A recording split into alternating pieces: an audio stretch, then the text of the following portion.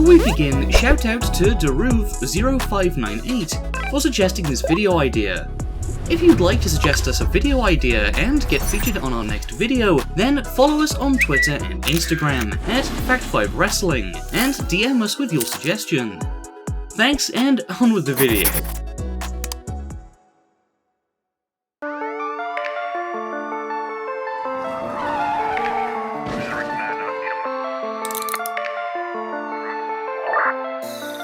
You're just a junkie.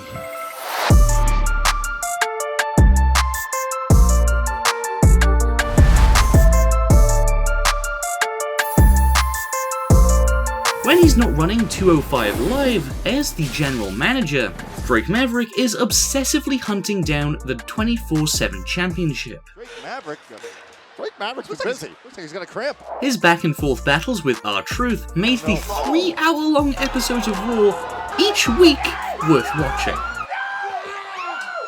However, on the 15th of April 2020, Maverick and a handful of other WWE superstars were unexpectedly released as part of budget cuts.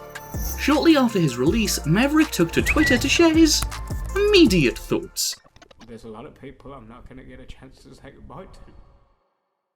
And reassured fans that he'd still be participating in the interim NXT Cruiserweight tournament. Maverick didn't allow his small stature to hold him back from making it into the finals of the tournament, and although he didn't win, his efforts earned him a contract with the WWE. I guess he can finally consummate his marriage. Fiber is good for that.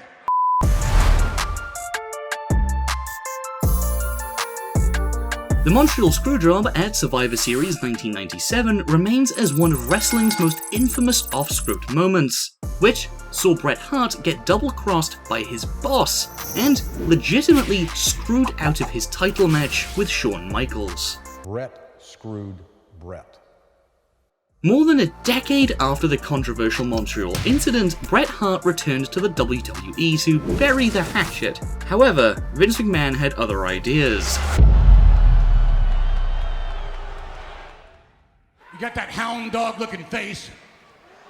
You got that stringy, crappy hair. I assume that's yours. This led to a no-holds-barred match between Bret Hart and Vince McMahon at WrestleMania 26. And while it's always fun to see the chairman get his ass whooped, this match was different. It ended up being a near 70-year-old man getting the beating of his life. Dare I say it, but you couldn't help but feel sorry for Vince. Who am I kidding?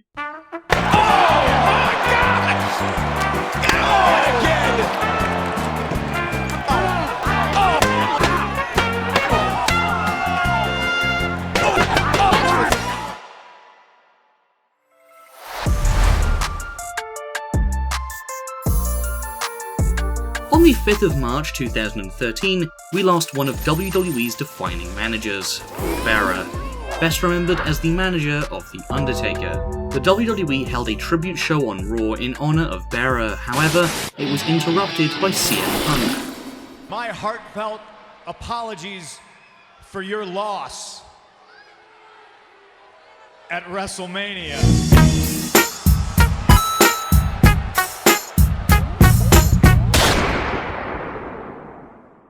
As disrespectful as it was a brilliant move on WWE's part, as it generated raw and genuine heel heat towards CM Punk. In the weeks leading up to WrestleMania 29, CM Punk made sure to spite The Undertaker as much as he could, whether it was disrespecting the late Paul Bearer,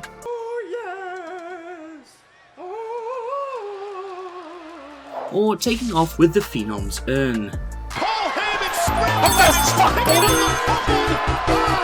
At WrestleMania 29, The Undertaker went one-on-one with CM Punk, and continued his streak by defeating the best in the world in what was an epic encounter.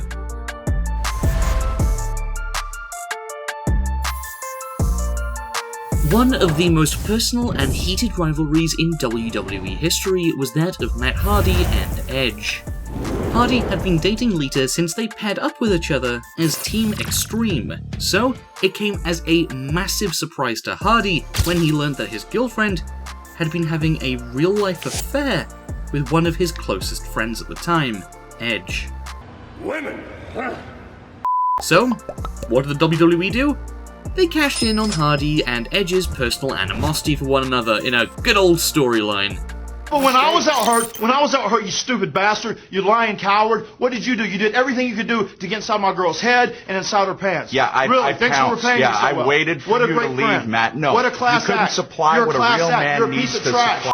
The two tore each other apart in a series of matches, the last of which was a loser leaves Raw ladder match, where Edge emerged victorious, thanks to a little help from Lita.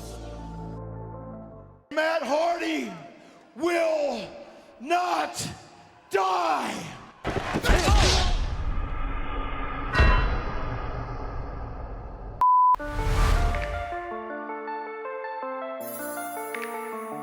It's no secret that Jeff Hardy has been battling demons most of his life, those being alcohol and drug addiction.